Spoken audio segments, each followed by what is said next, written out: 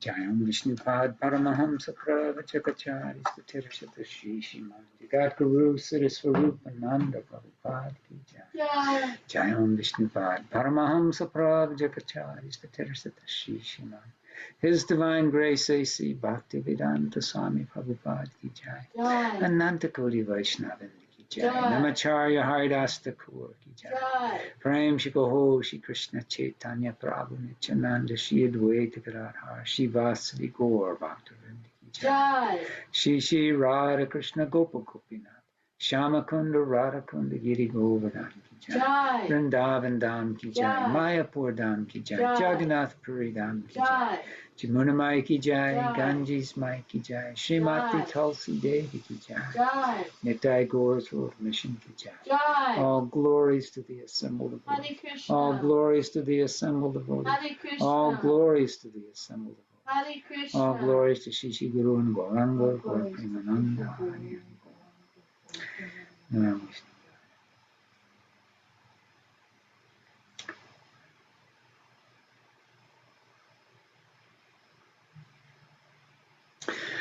Namaste, welcome. Hello, Katrina. Hello, Kayla.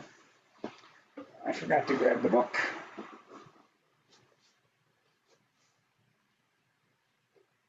Not much of a Bhagavatam reading without the Bhagavatam, is it? Right, Damodar?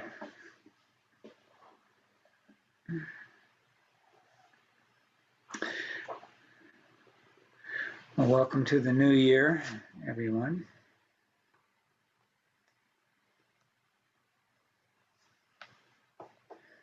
Om Jnanatimirandasya Jananjana Shalakaya Chakshulun Militam Jena Tajmai Shri Gurave Namaha Shri Chaitanya Manobishtam Stapitam Jena Bhutale Swayam Rupa Padamaya Dadati Swapadantikam.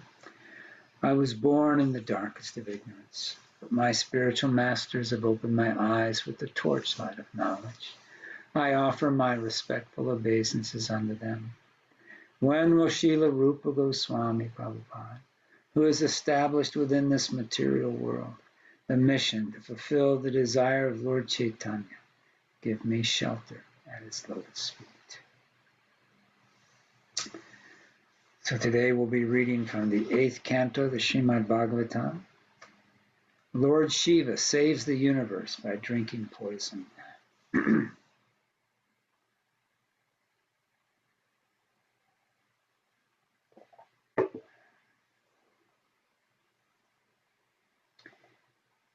Sukadev Goswami said, O best of the Kurus, Maharaj Parikshit, the demigods and demons summoned Vashuki, king of the serpents, requesting him to come and promising to give him a share of the nectar. They coiled Vashuki around Mandara mountain as a churning rope, and with great pleasure they endeavored to produce nectar by churning the ocean of milk. The personality of Godhead, Ajita, grasped the front portion of the snake, and then the demigods followed. The leaders of the demons thought it unwise to hold the tail, the inauspicious portion of the snake. Instead, they wanted to hold the front, which had been taken by the personality of Godhead and the demigods, because that portion was auspicious and glorious. Thus the demons, on the plea that they were all highly advanced students of Vedic knowledge and were all famous for their birth and activities, protested that they wanted to hold the front of the snake. This is your classic example of the demoniac mentality, right? Purport by Bhaktivedanta Swami Prabhupada. The demons thought that the front of the snake was auspicious and that catching hold of that portion would be more chivalrous. Moreover, Daityas must always do the opposite of the demigods. That is their nature. We've actually seen this in relation to our Krishna consciousness movement. We are advocating cow protection and encouraging people to drink more milk and eat palatable preparations made from milk. But the demons, just to protest such proposals, are claiming that they are advanced in scientific knowledge, as described here by the words Shraddhaya Shruta Sampanana. They say that according to their scientific way, they have discovered that milk is dangerous and that the beef obtained from killing cows is very nutritious. This difference of opinion will always continue. Indeed, it has existed since days of yore. Millions of years ago, there was the same competition. The demons, as a result of their so-called Vedic study, preferred to hold the side of the snake near the mouth. The Supreme Personality of Godhead thought it wise to catch hold of the dangerous part of the snake and allow the demons to hold the tail, which was not dangerous. But because of a competitive desire, the demons thought it wise to hold the snake near the mouth. If the demigods were going to drink poison, the demons would resolve, why should we not share the poison and die gloriously by drinking it?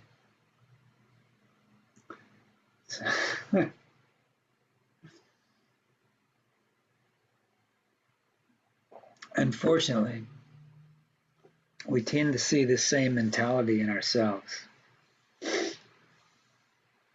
How even though we've had the greatest fortune of coming into the contact with the pure representative and devotee of Krishna, we've been given such wonderful instructions and methods in which to purify our heart and purify our consciousness. It's a gradual process. And so we still find ourselves in certain situations where we're still affected by these modes of material nature, and we have a tendency to act in arrogant and self-centered ways. We have a natural tendency to rebel against the authoritative instructions of the scriptures and the spiritual master and think that we actually know better, that in this particular circumstance, maybe the spiritual master doesn't understand exactly what's going on, and if he had my information, he would agree with me and do it this way and whatever. This is the demoniac mentality that's possessed by the conditioned souls. This is why we're in the material realm instead of in Vaikuntha planets or Goloka Vrindavan, enjoying with Krishna and Vrindavan. Continuing the purport. In regard to the words, Shraddhaya Shruta Sampanna, Pradyatata Janma Karmanabi, another question may be raised. If one is actually educated in Vedic knowledge, is famous for performing prescribed activities, and has been born in a great aristocratic family, why should he be called a demon?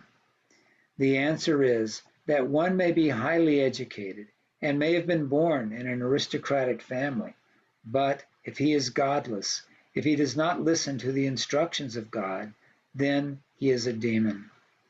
There are many examples in history of men like Hiranyakashipu, Ravana, and Kamsa, who were well educated, who were born in aristocratic families, and who were very powerful and chivalrous in fighting, but who, because of deriding the Supreme Personality of Godhead, were called Rakshasas, or demons. One may be well educated, but if he has no sense of Krishna consciousness, no obedience to the Supreme Lord, he is a demon. That is described by the Lord himself in Bhagavad Gita 7:15. Namam dushkritino mudha prapadyayante naradama maya prapadhaya jana ashuram bhavam arishtata. Those miscreants who are grossly foolish, lowest among mankind, whose knowledge is stolen by illusion, and who partake of the atheistic nature of demons, do not surrender unto me. Ashuram bhavam refers to not accepting the existence of God or the transcendental instructions of the personality of Godhead.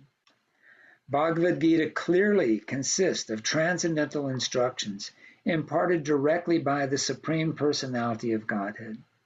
But asuras, instead of accepting these instructions directly, make commentaries according to their own whimsical ways and mislead everyone without profit even for themselves. One should therefore be very careful of demoniac godless persons. According to the words of Lord Krishna, even if a godless demon is very well educated, he must be considered a mudha, naradama, and mayaprita jnana. So in other words, bad news, bad association.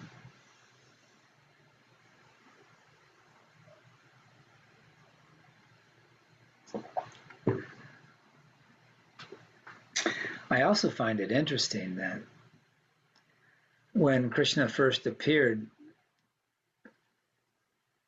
to the demigods to give them instructions and instructing them to make a truce with the demons, when he first appeared, he appeared in such a glorious form that it was described in the Śrīmad Bhāgavatam as if 1,000 suns had risen simultaneously. And the devotees and the demigods, their eyes were so overwhelmed by the effulgence of the Supreme Personality of Godhead, they couldn't see anything. They couldn't see the Lord, they couldn't see the sky, they couldn't see the land, they couldn't see the water, they couldn't see themselves. They were just totally blinded by the brilliance of the Brahma Jyoti. And then slowly, Lord Brahma and Lord Shiva could perceive the beauty of the personal beauty of the Supreme Personality of God. And then gradually, as Krishna allowed them, the other demigods, Indra and the others, were able to see him. But now, in the company of the demons, he's appearing as a Jita. And he's just like one of the boys, right? He just walks over and grabs the head of the snake, and the demigods come over and grab the head of the snake, gets going to get to work. Whereas when he appeared initially in all of his glory, everybody's hitting the deck. Lord Brahma, Lord Shiva, everyone's just flat out paying their obeisances because Krishna's appearing in his full manifestation of his prowess. But in this particular pastime, he's somewhat covered his glorious position. In other words, no one would get any work done, right? They're spending all their time paying their obeisances and being afraid to commit any kind of offense. So if Krishna's going to be able to do this, because as we're going to see, the demigods weren't able to pull it off by themselves. He's got to be appearing in such a way that people can relate to him. And this is why Krishna sends his representative, the spiritual master, who appears in this world apparently in a material form like ours.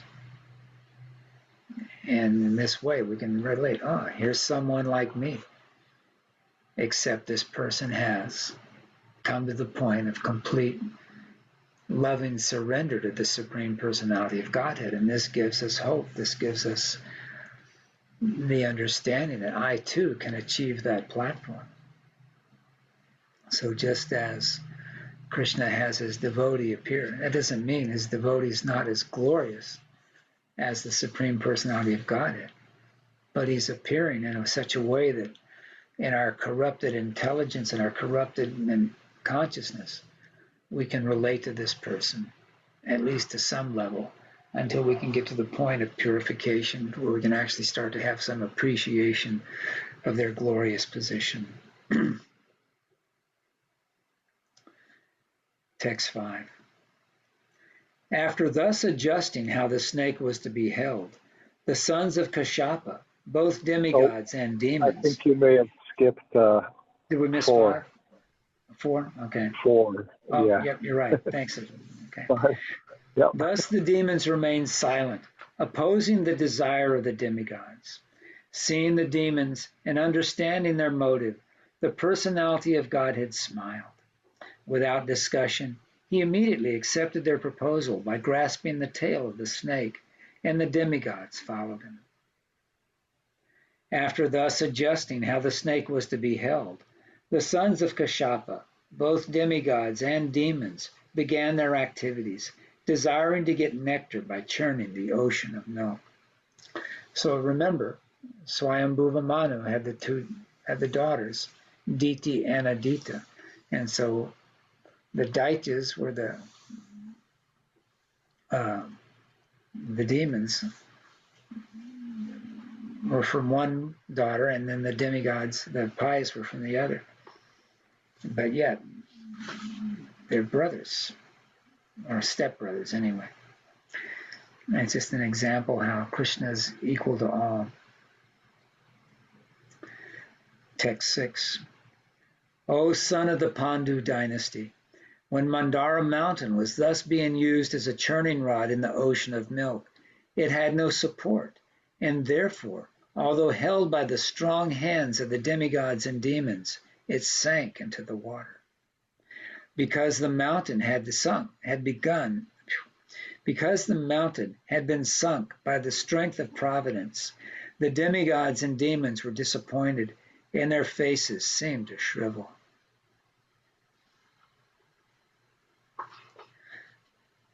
I like the way that's worded. That the mountain was sunk by the strength of providence.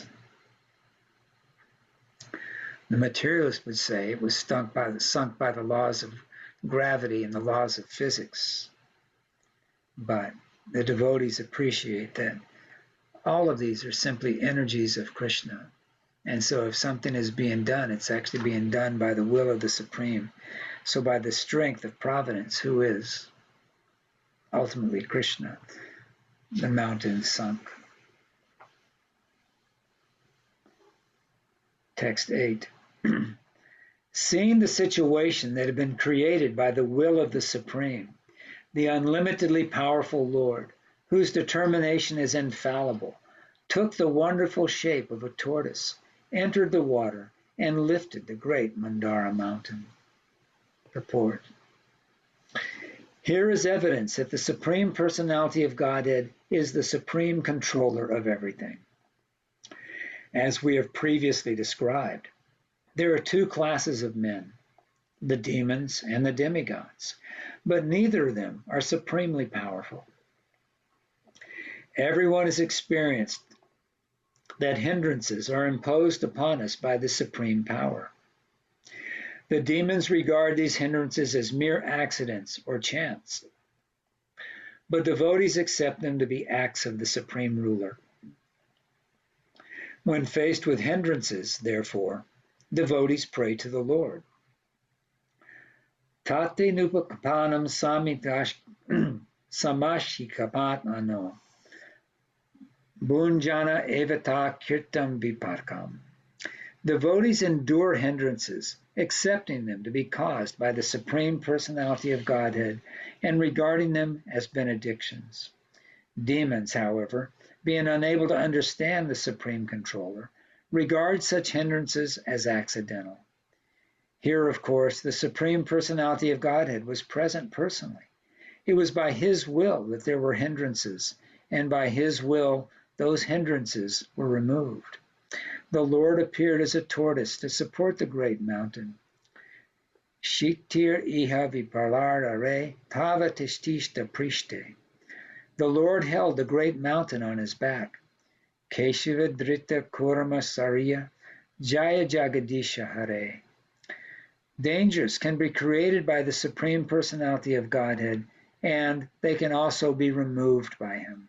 This is known to the devotees, but demons cannot understand it.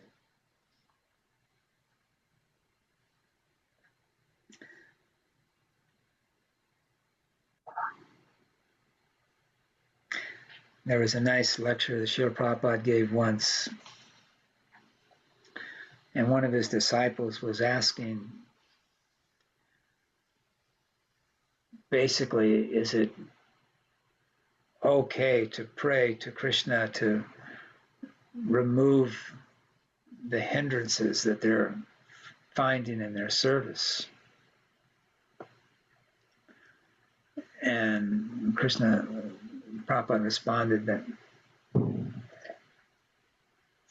it's always good to pray to Krishna and to depend on Krishna to resolve things. But at the same time, you have to appreciate that it may be Krishna's desire that that hindrance is there. It may be Krishna's desire that you're unsuccessful in that particular endeavor that you're trying to do. So the most pleasing attitude is the devotee is to pray, my dear Lord, if it is your desire that I'm successful in this endeavor, then please let these hindrances be removed or whatever. And then if it is not your desire, then so be it. Right? So it's always cultivating that consciousness of Krishna is our ever well-wisher. And even though we may not understand why he does things or the way he does them, that we can know for a fact that whatever he does is for our benefit and the ultimate view of things.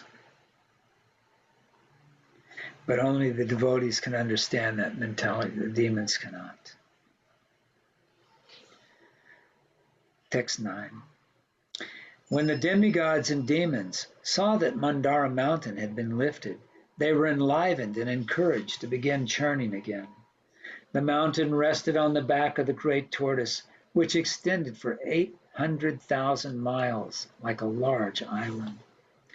O king, when the demigods and demons, by the strength of their arms, rotated Mandara mountain on the back of the extraordinary tortoise, the tortoise accepted the rolling of the mountain as a means of scratching his body, and thus he felt a pleasing sensation.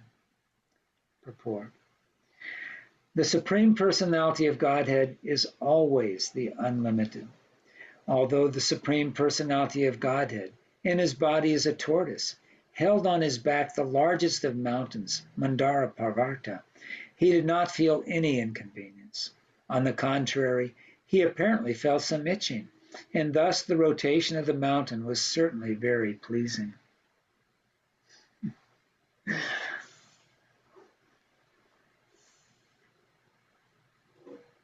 ever think about Krishna having an itch?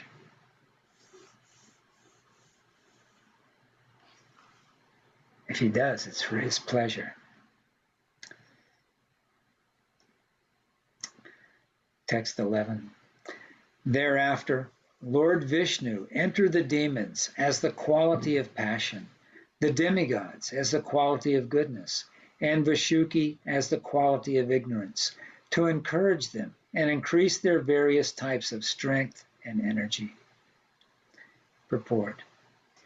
Everyone in this material world is under the different modes of material nature. There are 3 different parties in the churning of the Mandara mountain: the demigods, who are in the mode of goodness, the demons, who are in the mode of passion, and the snake Vashuki, who is in the mode of ignorance. Since they were all becoming tired, Vashuki so much so that he was almost going to die, Lord Vishnu, to encourage them to continue the work of churning the ocean, entered into them according to their respective modes of nature: goodness, passion, and ignorance. So this verse is supporting the concept that we are all powerless. The Vedic aphorism is that man proposes and God disposes. Whatever strength we have, whatever intelligence we have, whatever determination we have, these are all gifts from Krishna. He can give them to us, he can take them away. As we saw after the disappearance of Krishna from this planet, Arjuna was given the task of escorting Was it the queens or the gopis? I think the queens of Krishna. Someone. It must have been the queens. From one place to another. And they were attacked by some dacoits. And Arjuna was defeated by these ordinary rascals. And he was realizing that, here he was in the presence of Krishna. He was the greatest of fighters. He was able to defeat people like Bhishma and defeat all these different great warriors on the battle of Kurukshetra. But now that Krishna was gone, he was simply a regular person who was easily defeated by regular human beings again. Text 12.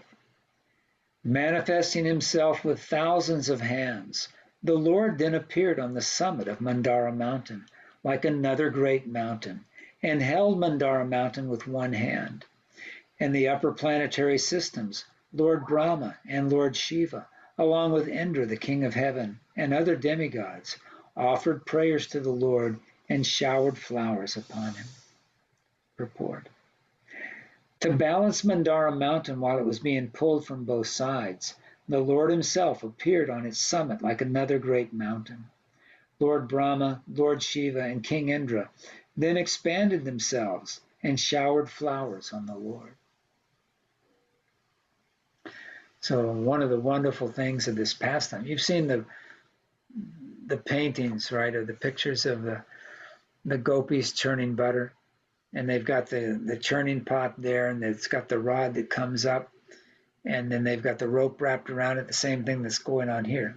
But there's also another rope at the top that secures it to a post so that when they pull, the whole thing just doesn't get pulled over in their lap. So it supports it and gives it balance. So Mandara mountain didn't have anything to give it the balance. And so when they're trying to pull with Vasuki, the tendency is going to be just to pull the mountain off of Kurma's back, and it's just going to fall into the water and sink again. So Lord Vishnu appears in this wonderful incarnation up above the top of the mountain and holds it in place. But the wonderful thing about it is that Krishna's not standing on anything in that, right? He's just there in the sky, but because he's the supreme, he's fixed in that position, and he can act as the balancing point to keep the mountain in its position as it's being churned by the demigods and demons. But the demigods and demons didn't have they tired out quickly. He had to actually enter into them and give them the strength and the encouragement and the determination to continue. So basically, it's just Krishna's pastime. He's doing all these things, and he's letting these other people participate so that people like you and I can, thousands of years later, marvel at how wonderful Krishna is and use this as an inspiration to increase our appreciation and love for Krishna and his devotees. Text 13. The demigods and demons worked almost madly for the nectar, encouraged by the Lord, who was above and below the mountain, and who had entered the demigods, the demons, the Shuki, and the mountain itself. Because of the strength of the demigods and demons, the ocean of milk was so powerfully agitated that all the alligators in the water were very much perturbed. Nonetheless, the churning of the ocean continued in this way. Vasuki had thousands of eyes and mouths. From his mouths he breathed smoke and blazing fire, which affected the demons, headed by Puloma, Kaleya, Bali, and Ivala. Thus the demons, who appeared like sarala trees burned by a forest fire, gradually became powerless. Because the demigods were also affected by the blazing breath of Vasuki, their bodily lustres diminished, and their garments, garlands, weapons, and faces were blackened by smoke. However, by the grace of the Supreme Personality of Godhead, clouds appeared on the sea, pouring torrents of rain, and breezes blew, carrying particles of water from the sea waves to give the demigods relief. When the nectar did not come from the ocean of milk, despite so much endeavor by the best of the demigods and demons, the Supreme Personality of Godhead, Ajita, personally began to churn the ocean. The Lord appeared like a blackish cloud. He was dressed with yellow garments. His earrings shone on his ears like lightning, and his hair spread over his shoulders. He wore a garland of flowers, and his eyes were pinkish. With his strong, glorious arms, which award fearlessness throughout the universe, he took hold of Ashuki and began churning the ocean, using Mandara Mountain as a churning rod. When engaged in this way, the Lord appeared like a beautifully situated mountain named Indranila. The fish, sharks, tortoises, and snakes were most agitated and perturbed. The entire ocean became turbulent, and even the large aquatic animals like whales, water elephants, crocodiles, and timalinga fish, large whales that can swallow small whales, came to the surface. While the ocean was being churned in this way, it first produced a fiercely dangerous poison called Hahalhala. O king, when that uncontrollable poison was forcibly spreading up and down in all directions, all the demigods, along with the Lord himself, approached Lord Shiva, Sadashiva, feeling unsheltered and very much afraid. They sought shelter from him, of him. Purport. One may question that since the Supreme Personality of Godhead was personally present, why did he accompany all the demigods and people in general to take shelter of Lord Shiva, Sadashiva, instead of intervening himself? In this connection, Srila Madhvacharya warns, Rudrasya Yasho Rathaya Swayam Vishnur Visham Vibhu Nasanjahari Samhatopi Vayam Chori Pashantate.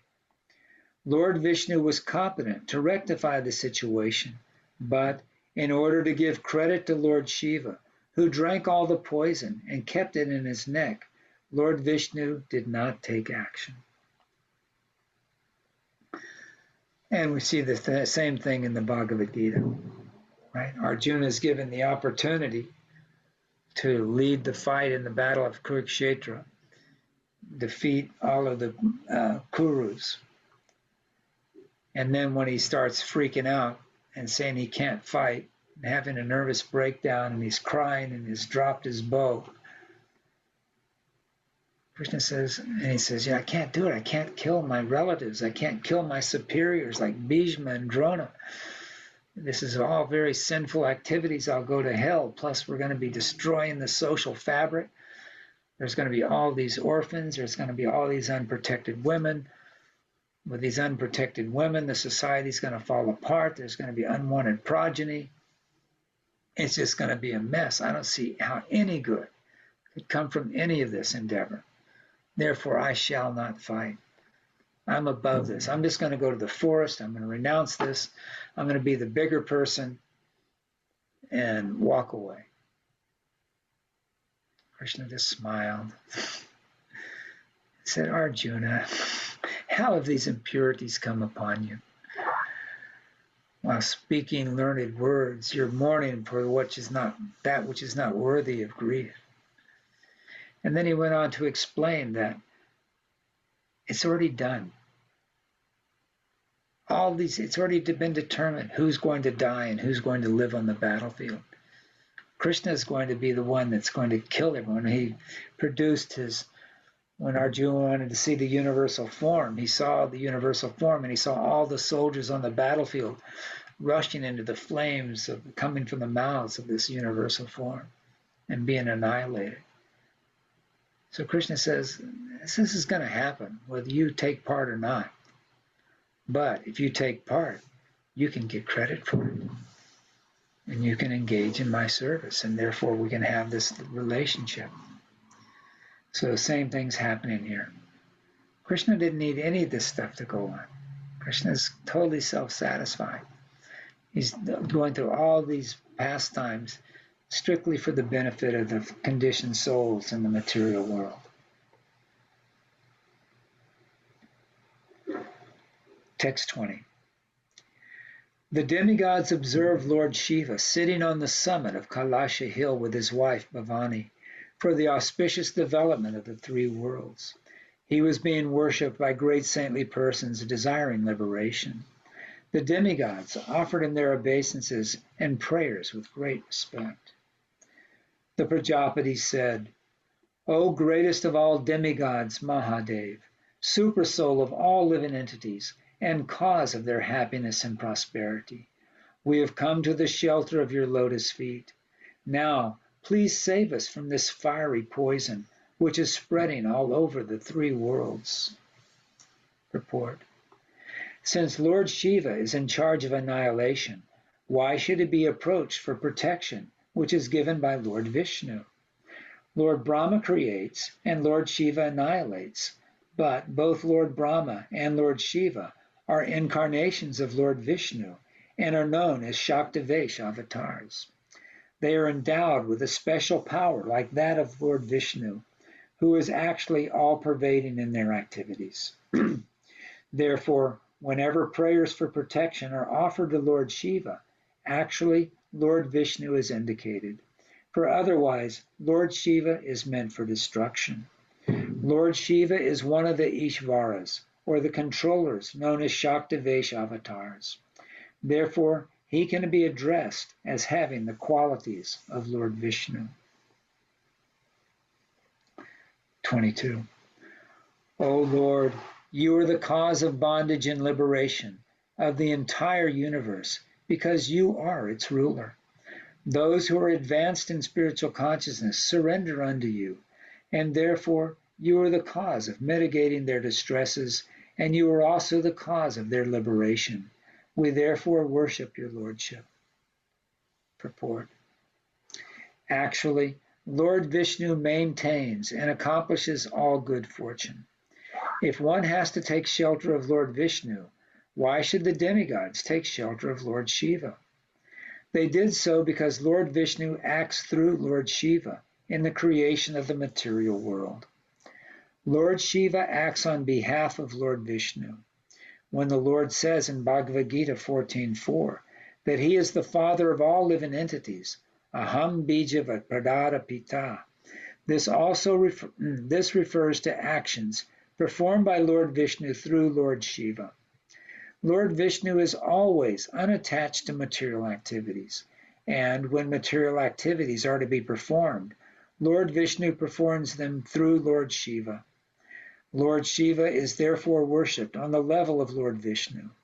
When Lord Vishnu is untouched by the external energy, he is Lord Vishnu. But when he is in touch with the external energy, he appears in his feature as Lord Shiva. This all makes sense? Sort of, kind of. Sort of. I remember hearing, well, I've heard in other places that Lord Shiva is a special transformation of Lord Vishnu, so this very much makes sense with that. Yeah. So just like you may remember that when we were reading back in the fifth canto, it was explaining how at the time of the creation of the universe, and first there's Karanadakshay, Vishnu lies on the causal ocean, and then he half fills it with his perspiration. And then Garbhodakshay Vishnu manifests. And then from Garbhodakshay Vishnu, the different planets, universes come out in seed form from the pores of his body. And then Kshirodakshay Vishnu enters into the ocean of milk, Swetadweep on the ocean of milk, and then as the super soul in everyone's heart. And then from the lotus flower, Lord Brahma is born. And Lord Brahma, the Lord Brahma is a post. And whichever living entity in that who's being taking birth into that universe at that particular point in time gets to take the post of Lord Brahma. And in the circumstances where if there is no one who's qualified, then Krishna will manifest himself as Lord Brahma if there's no one else qualified. So Lord Brahma is typically a Jiva Tattva personality. But Lord Shiva is not, he's his own Tattva. He's not Jiva Tattva like Lord Brahma is. He's Shiva Tattva, which is the explanation is kind of given like Lord Shiva is compared to yogurt. How yogurt is a transformation of milk. And you can get yogurt from milk, but the yogurt cannot become milk again. So Lord Shiva is like one step down from Vishnu Tattva.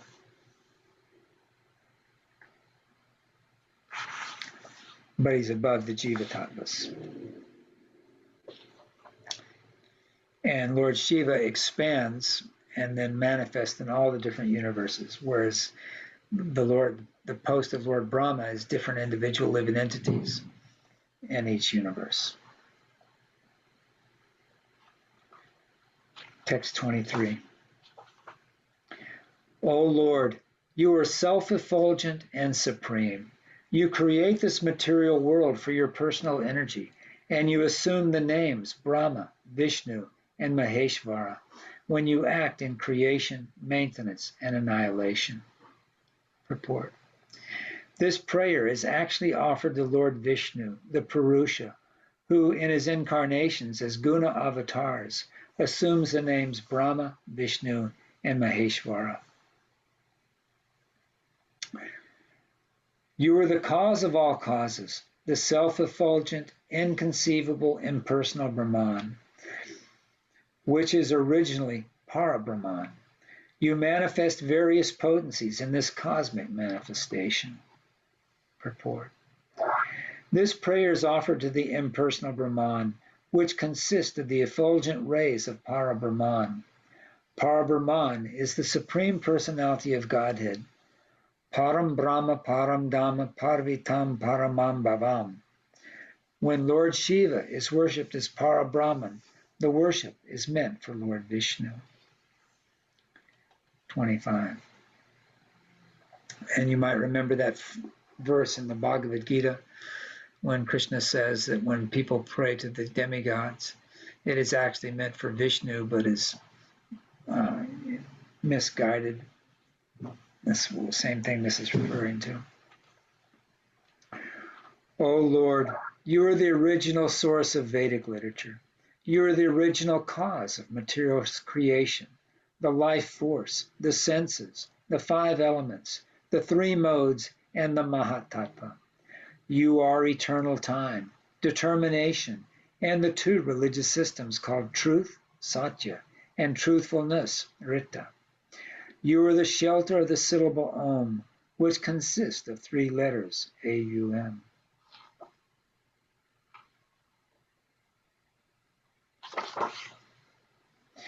O Father of all planets, learned scholars know that fire is your mouth.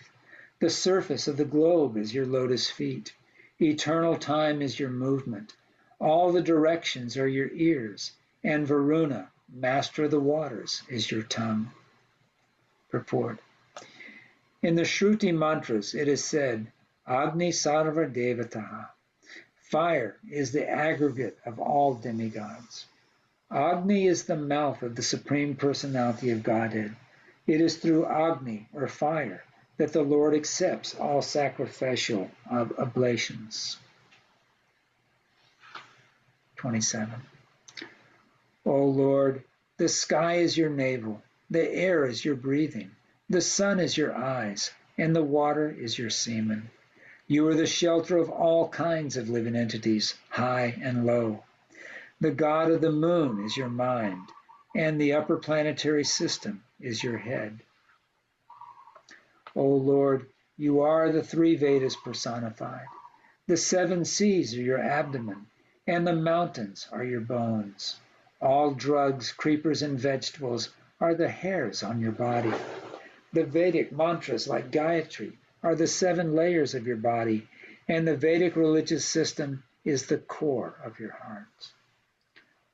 O Lord, the five important Vedic mantras are represented by your five faces, from which the 38 most celebrated Vedic mantras have been generated. Your lordship, being celebrated as Lord Shiva, is self-illuminated. You are directly situated as the supreme truth, known as Paramatma. Purport. The five mantras mentioned in this connection are as follows: Purusha, Aghora, Sajojata, Vamadev,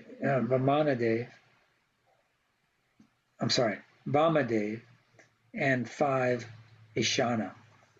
These five mantras are within the category of 38 special Vedic mantras chanted by Lord Shiva, who is therefore celebrated as Shiva or Mahadev. Another reason why Lord Shiva is called Shiva, which means all auspicious, is that he is self-illuminated, exactly like Lord Vishnu, who is the Paramatma. Because Lord Shiva is directly an incarnation of Lord Vishnu, he is situated as Lord Vishnu's direct representative. This fact is corroborated by a Vedic mantra, Patim Vishyat Mamavishvaram Shashashvatam Shivam Achutam. The Supersoul is called by many names, of which Maheshvara, Shiva, and Achyuta are especially mentioned. Text 30. O Lord, your shadow is seen in irreligion, which brings about varieties of irreligious creations. The three modes of nature, goodness, passion, and ignorance, are your three eyes. All the Vedic literatures, which are full of verses, are emanations from you, because their compilers wrote the various scriptures after receiving your glance. O Lord Girisha, since the impersonal Brahman effulgence is transcendental to the material modes of goodness, passion, and ignorance, the various directors of this material world certainly cannot appreciate it or even know where it is. It is not understandable even to Lord Brahma, Lord Vishnu, or the King of Heaven, Mahendra. Purport. The Brahma Jyoti is actually the effulgence of the Supreme Personality of Godhead, as stated in Brahma Samhita 540. I worship Govinda, the primeval Lord, who is endowed with great power. The glowing effulgence of his transcendental form is the impersonal Brahman, which is absolute, complete, and unlimited, and which displays the varieties of countless planets with their different opulences in millions and millions of universes. Although the impersonal feature of the Absolute is an expansion of the rays of the Supreme Personality of Godhead, he does not need to take care of the impersonalist who enter the Brahma Jyoti. Krishna says in Bhagavad Gita 9:4, Maya tatam idam sarvam jagat avyakta murina. In my impersonal feature, I pervade this entire universe. Thus, the Avyakta Murti, the impersonal feature, is certainly an expansion of Krishna's energy. Mayavadis, who prefer to merge into this Brahman effulgence, worship Lord Shiva. The mantras referred to in text 29 are called Mukhani Panchopana Chiparas Tavesha. Mayavadis take all these mantras seriously in worshiping Lord Shiva. These mantras are as follows, and I'm not going to read them. There's 38 of them, and I'll mispronounce 90% of them. So if you want to study those on your own, I'll let you do that. The impersonal Brahman is unknown even to other directors of the material creation, including Lord Brahma, Lord Indra, and even Lord Vishnu. This does not mean, however, that Lord Vishnu is not omniscient. Lord Vishnu is omniscient, but he does not need to understand what is going on in his all-pervading expansion.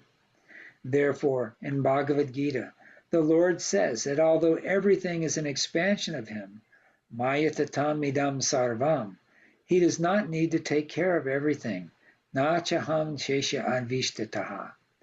Since there are various directors like Lord Brahma, Lord Shiva, and Indra. So, this verse reminds me of the pastime in the 10th canto. It's described in the Krishna book. Remember when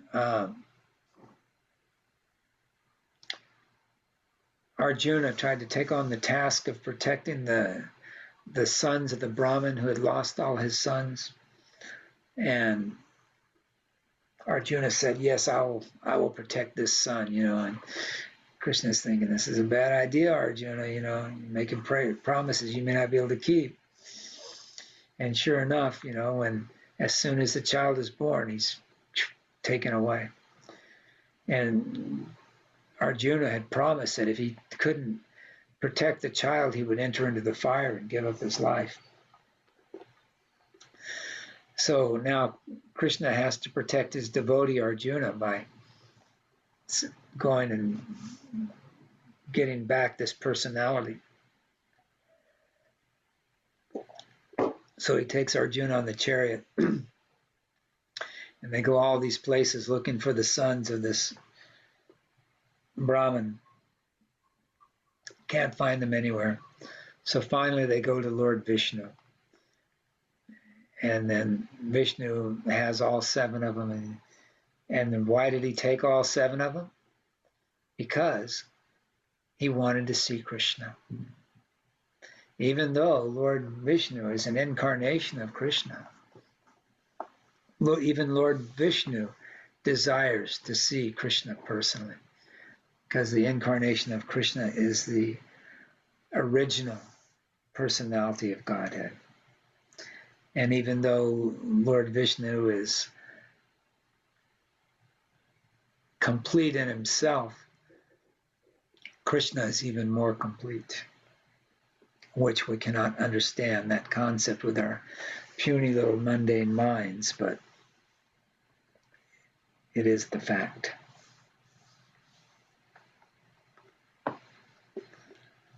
Text 32. When annihilation is performed by the flames and sparks emanating from your eyes, the entire creation is burned to ashes. Nonetheless, you do not know how this happens. What then is to be said of your destroying the Daksha Jagna, Tripashura, and the Kalaktupta poison? Such activities cannot be subject matters for prayers offered to you. Purport. Since Lord Shiva considers the great acts he performs to be very unimportant, what is to be said of counteracting the strong poison produced by the churning? The demigods indirectly prayed that Lord Shiva counteract the Kalakuta poison, which was spreading throughout the universe. 33. Exalted, self-satisfied persons who preach to the entire world, think of your lotus feet constantly within their hearts. However, when persons who do not know your austerity see you moving with Uma, they misunderstand you to be lusty. Or when they see you wandering in the crematorium, they mistakenly think that you are ferocious and envious. Certainly, they are shameless. They cannot understand your activities. Purport. Lord Shiva is the topmost Vaishnava. Vaishnavanam yatha shambhu. It is therefore said, Vaishnavera kriya mudra vinena buhaya. Even the most intelligent person cannot understand what a Vaishnava like Lord Shiva is doing or how he is acting.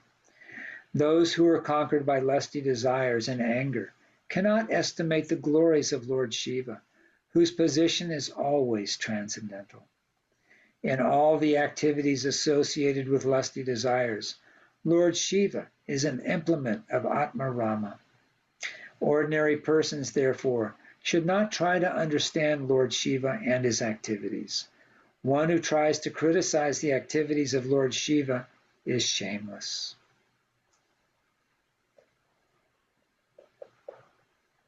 A little spoiler alert. We're going to see in one of the upcoming chapters how Lord Shiva reacts when he sees Mohini, the female incarnation of Krishna.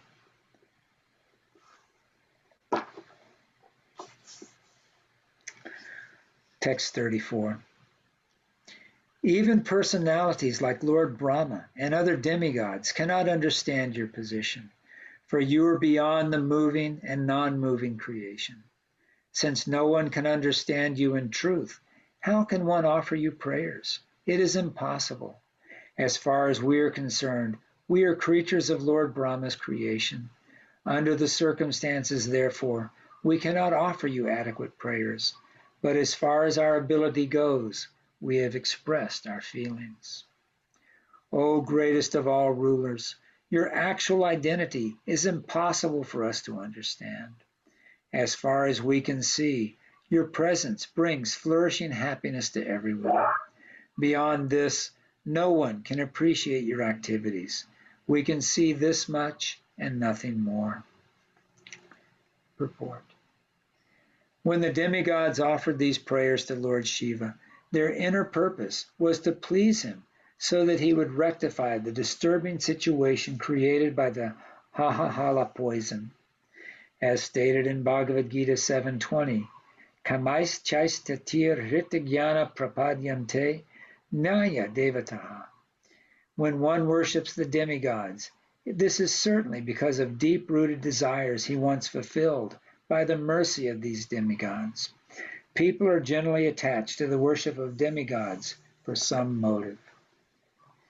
And therein lies the difference between the Vaishnava's worship of Lord Krishna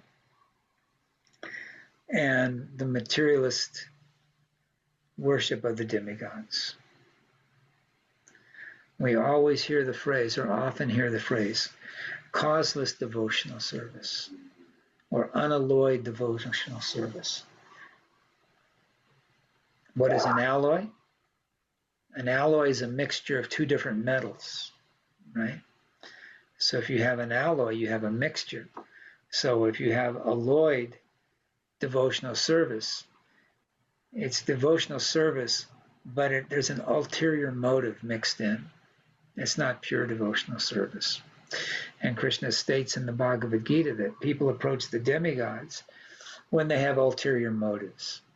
And even these prayers that are glorifying Lord Shiva and actually, which should actually be being offered to Krishna himself, Lord Vishnu, are being offered almost as a flattery in order to try to get Shiva to do what they want him to do, which is to protect them from this poison that's spreading throughout the universe. They're not there just to glorify Lord Shiva because they're appreciating how wonderful Lord Shiva is. They want something out of this. They're praying for a reason.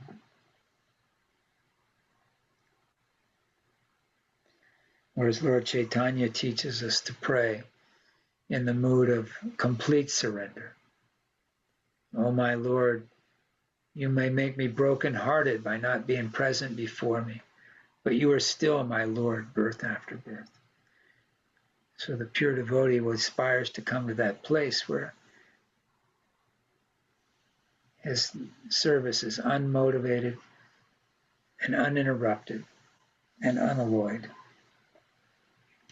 because that is the only consciousness in which the soul is perfectly satisfied. Text 36. Srila Sukadeva Goswami continued, Lord Shiva is always benevolent toward all living entities. When he saw that the living entities were very much disturbed by the poison, which was spreading everywhere, he was very compassionate. Thus he spoke to his eternal consort Sati as follows. Lord Shiva said, My dear Bhavani, just see how all these living entities have been placed in danger because of the poison produced from the churning of the ocean of milk. It is my duty to give protection and safety to all living entities struggling for existence. Certainly, it is the duty of the Master to protect his suffering dependents. People in general, being bewildered by the illusory energy of the Supreme Personality of Godhead, are always engaged in animosity toward one another. But devotees, even at the risk of their own temporary lives, try to save them. What a nice description of the devotee of Krishna. Purport. This is the characteristic of a Vaishnava. Para dukkha dukhi. A Vaishnava is always unhappy to see the conditioned souls unhappy. Otherwise, he would have no business teaching them how to become happy. In materialistic life, people must certainly engage in activities of animosity. Materialistic life is therefore compared to samsara davana, a blazing forest fire that automatically takes place. Lord Shiva and his followers in the Parampara system try to save people from this dangerous condition of materialistic life. This is the duty of the devotees following in the principles of Lord Shiva and belonging to the Rudra Sampradaya. There are 4 Vaishnava Sampradayas, and the Rudra Sampradaya is one of them, because Lord Shiva, Rudra, is the best of the Vaishnavas. Vaishnavananam Yatas Shambhu. Indeed, as we shall see, Lord Shiva drank all the poison for the benefit of humanity. Text 40. My dear gentle wife Bhavani, when one performs benevolent activities for others, the Supreme Personality of Godhead, Hari, is very pleased. And when the Lord is pleased, I am also pleased, along with all other living creatures. Therefore, let me drink this poison, for all the living entities may thus become happy because of me.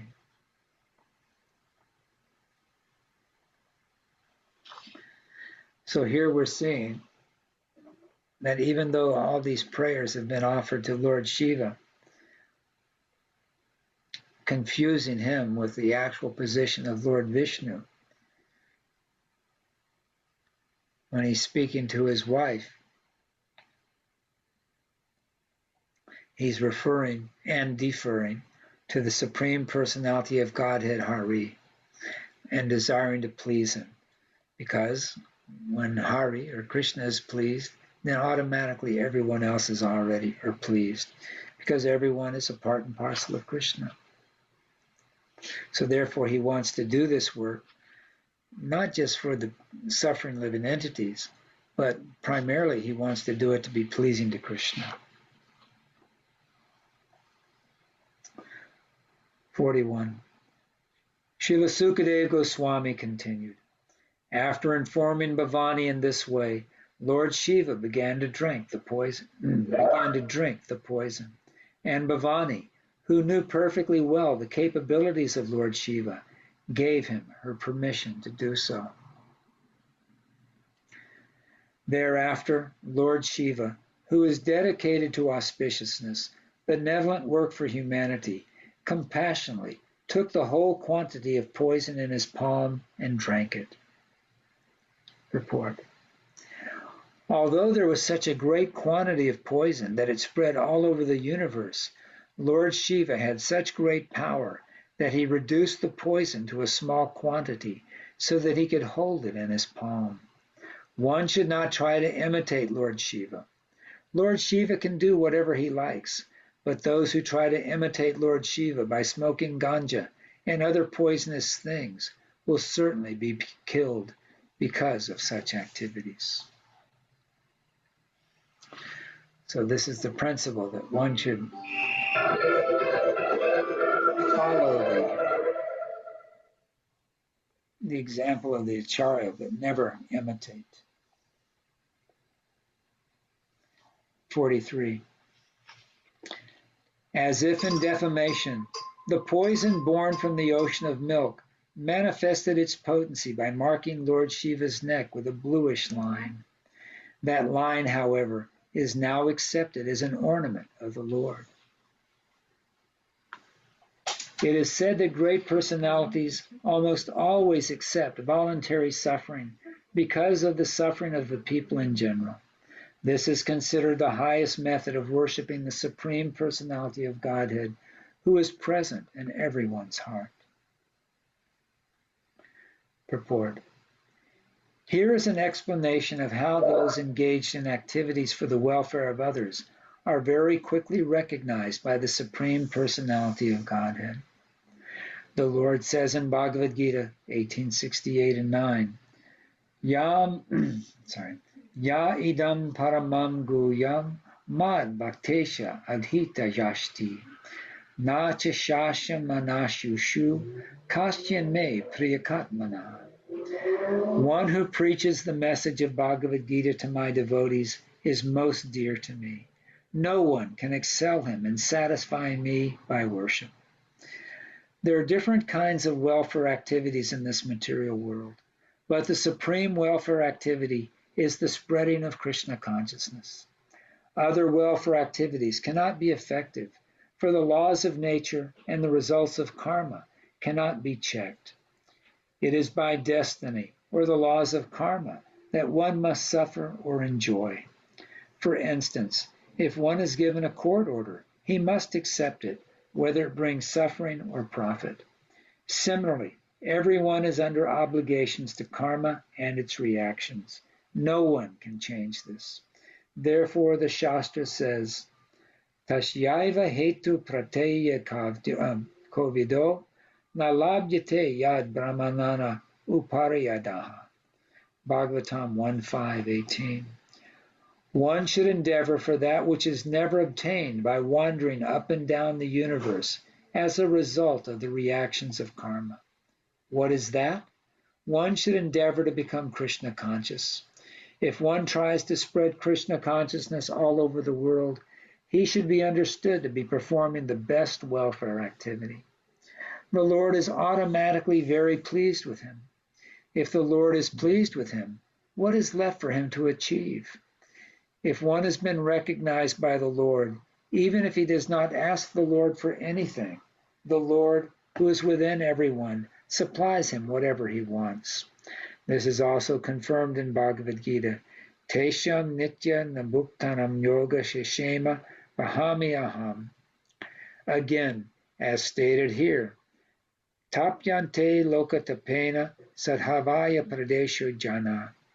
The best welfare activity is raising people to the platform of Krishna consciousness, since the conditioned souls are suffering only for want of Krishna consciousness.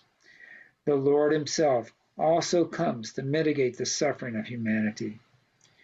Whenever and wherever there is a decline in religious practice, O descendant of Bharata, and a predominant rise of irreligion, at that time I descend myself to deliver the pious and to annihilate the miscreants, as well as to reestablish the principles of religion. I advent myself millennium after millennium. Bhagavad Gita 4:7-8. All the Shastras conclude, therefore, that spreading the Krishna consciousness movement is the best welfare activity in the world. Because of the ultimate benefit this bestows upon people in general, the Lord very quickly recognizes such service performed by a devotee. Jai Srila Prabhupada. Upon hearing of this act, everyone, including Bhavani, the daughter of Maharaj Daksha, Lord Brahma, Lord Vishnu, and the people in general, very highly praised this deed performed by Lord Shiva, who is worshipped by the demigods and who bestows benedictions upon the people. scorpions, cobras, poisonous drugs, and other animals whose bites are poisonous took the opportunity to drink whatever little poison had fallen and scattered from Lord Shiva's hand while he was drinking. Purport. Mosquitoes, jackals, dogs, and other varieties of dandashuka, or animals whose bites are poisonous, drank the poison of the samudra manhala, the churned ocean, since it was available after it fell from the palms of Lord Shiva. Thus end the Bhaktivedanta purports of the 8th canto, 7th chapter of the Śrīmad Bhāgavatam entitled, Lord Shiva Saves the Universe by Drinking Poison.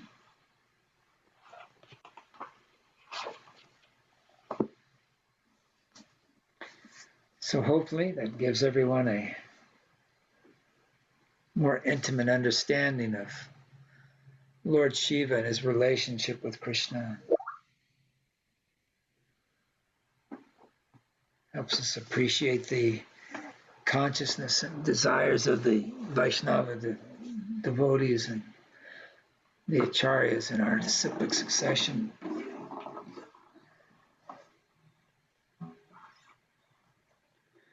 Anyone have any comments they wish to offer, or any questions? It's really nice to hear this pastime. Yeah, because in Krishna book, it's about the only other place we hear much about Lord Shiva. We don't get that nice of understanding of his relationship with Krishna. There's the kind of pastimes where he's fighting with Krishna on behalf of one of his devotees, or this or that, and you got a big battle with the yawning weapon and the freezing weapon and all that stuff. But it's nice to have these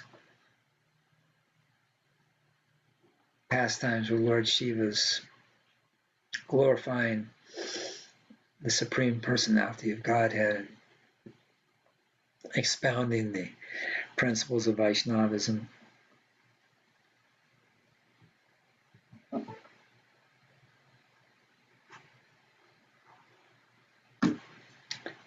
Anything else?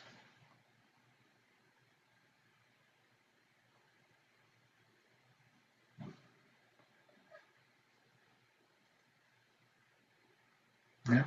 Yeah. Chant for a couple of minutes.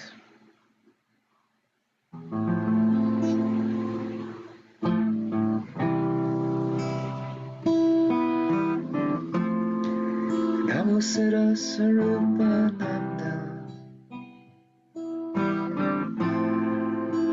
Hamsa Namane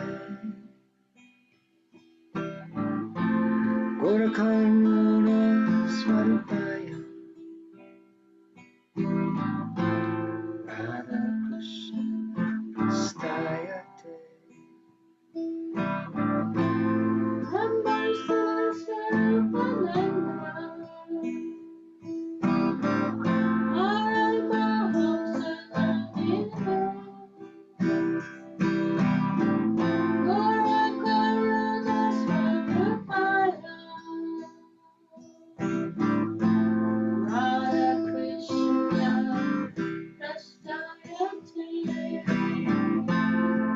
Namo Bhaktivedanta Swami Namine Gurakruna Swarupaya Radha Krishna Prastayate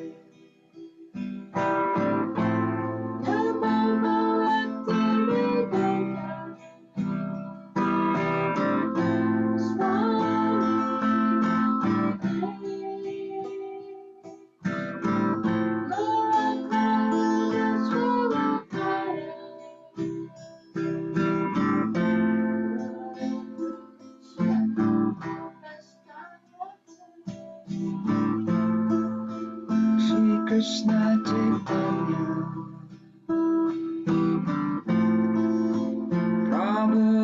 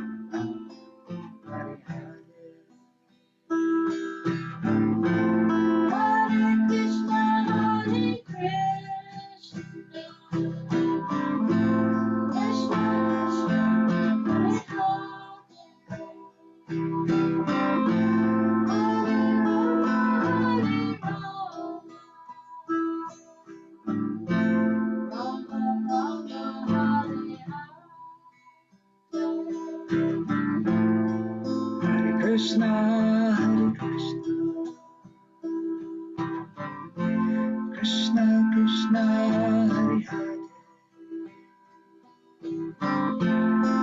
Hare Rama Hare Rama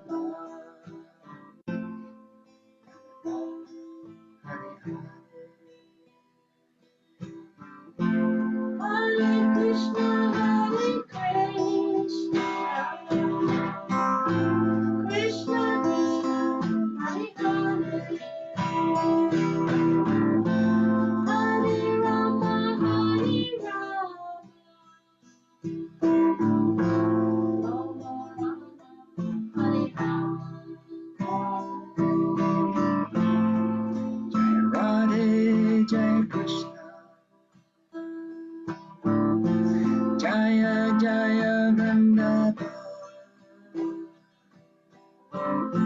Shri Govinda Gopinath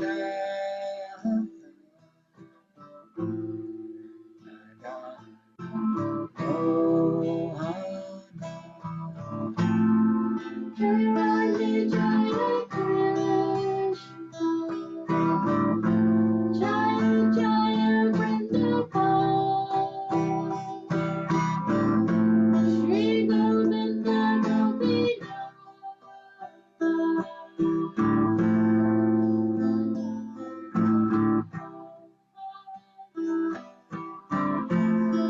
Jai Jaya Śrīla Prabhupada Jai Jaya Gurudev Jai Jaya Śrīla Prabhupada Jai Jaya Gurudev Jaya Jaya Śrīla Prabhupada, Jaya Jaya Gurudev, Jaya Jaya Śrīla Prabhupada, Jaya Jaya Gurudev.